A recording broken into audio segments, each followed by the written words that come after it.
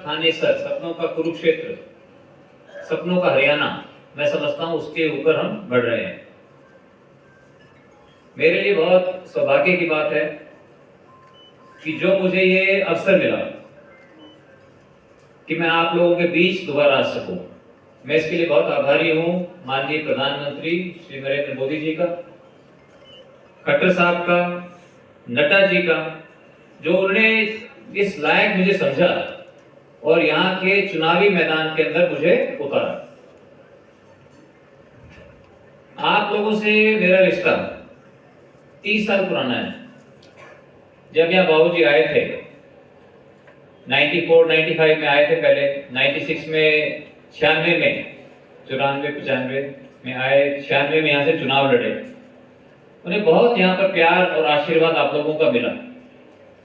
मुझे भी जब भी आता था उस समय मेरे झंडे की लड़ाई चल रही थी मेरी, तो वह जब भी आता था यहाँ पर मुझे आप लोगों से मुझे बहुत प्यार मिलता था, आशीर्वाद मिलता था। तो मेरे मन में भी एक ही बात है कि किस तरह से मैं ज्यादा से ज्यादा मैं काम करूं। 10 साल तक आप लोगों ने मुझे सेवा का मुझे मौका दिया। मैंने पूरी सूझबूझ के साथ मैंने यहाँ पर काम किया।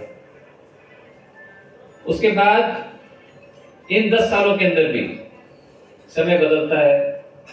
लोगों के मन में जो था वो उन्होंने किया। इन 10 सालों के अंदर मुझे और अनुभव हुआ है।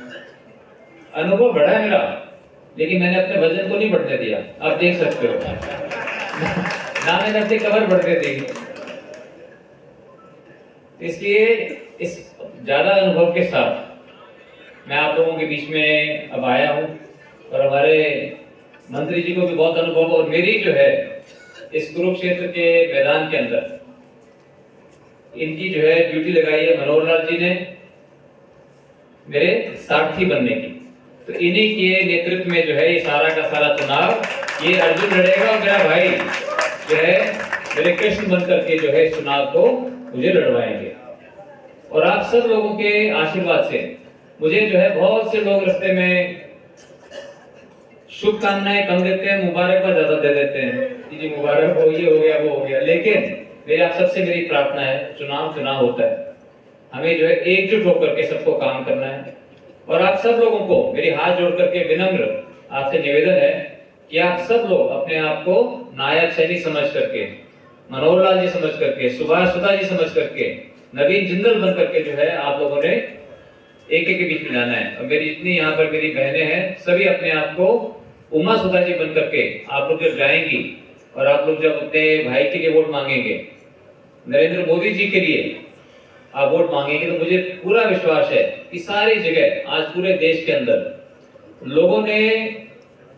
लोगों को विश्वास है माननीय मोदी जी की नीतियों के ऊपर कि जो जो उन्होंने किया है पिछले 10 साल में, जो उन्होंने काम किया है, जिस तरह से उन्होंने हमें एक विकसित भारत का सपना दिखाया है कि हमारे देश को, हमेशा हम कहते हैं हमारा एक डेवलपिंग नेशन है, एक विकासशील देश है। कब तक हम विकासशील कहते रहेंगे? हमें विकसित बनना है हमको। तो विकसित देश बनने के लिए हमारे को काम करना पड़ेगा, मेहनत करनी पड़ेगी, ईमानदारी से काम करना पड़ेगा। तो ये सब गुण जो है माननीय मोदी जी के अंदर है और वो बहुत एक ऊंचे कद्दावर नेता है जिनसे कि बहुत कुछ हम प्रेरणा ले सकते हैं।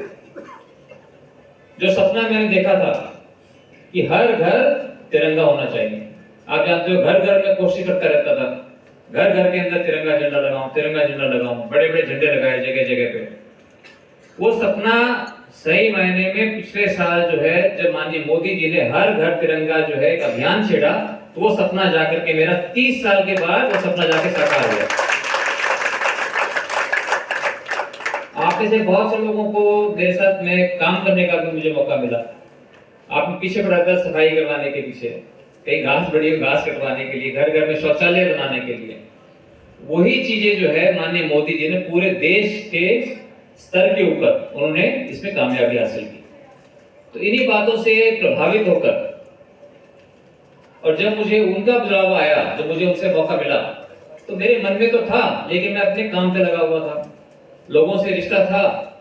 लेकिन जब उनका बुलावा आया तो मुझे लगा कि ये एक मेरे लिए सुनहरा अवसर है कि मैं फिर से एक बार जाकर के लोगों का जो सपना है, जो मेरे प्रति, जो मेरा जो देश के प्रति सपना है, लोगों की जो मेरे से आशाएं हैं, मैं पूरा जी जान से मैं काम करूं, मेहनत करूं और उस सपने को हम सब मिल करके भारतीय जनता पार्टी की नीतियों पर चलकर माननीय प्रधानमंत्री मोदी जी के नेतृत्व में चलकर हम अपने सपने को साकार करें।